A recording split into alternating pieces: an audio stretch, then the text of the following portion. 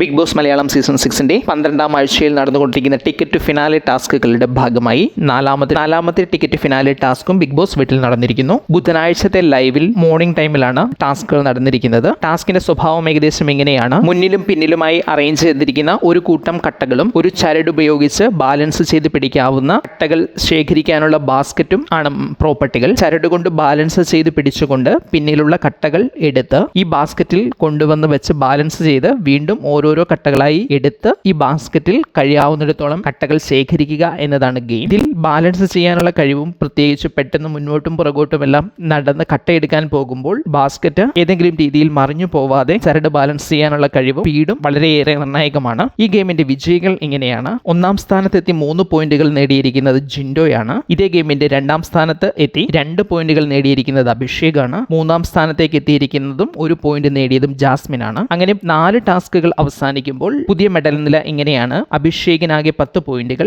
സായിക്ക് ആകെ 5 പോയിന്റുകൾ, ജിൻഡോയ്ക്ക് ആകെ 3 പോയിന്റുകൾ, അർജുനും ഋഷിക്കും ജാസ്മിനും 2 പോയിന്റുകൾ വീതവും സിജോയ്ക്ക് 1 പോയിന്റും.